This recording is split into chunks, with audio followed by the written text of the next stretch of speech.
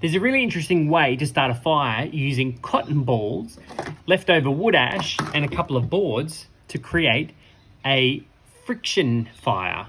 And all we do is we start with a little bit of cotton ball, unravel it, get some wood ash, and just sprinkle it on your cotton ball there. And then we roll this up nice and tightly, putting all the wood ash through the fibers of the cotton. And just rub it together like that. And now we have a fire roll.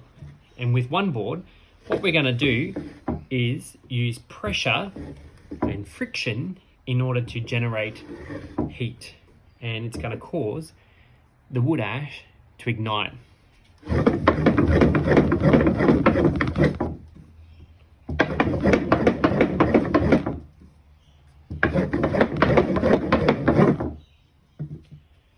There we go.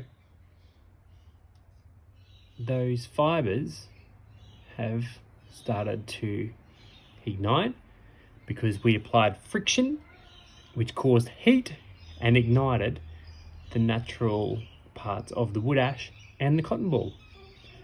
Now, if you're on Survivor, all you got to do to start a fire is have a cotton ball, some leftover wood ash, and a couple of boards, and you'll be all set. There you go.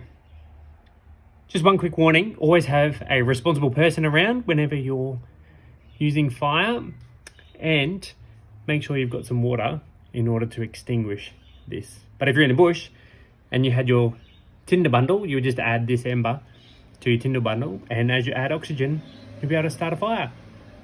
Anyway, give it a go.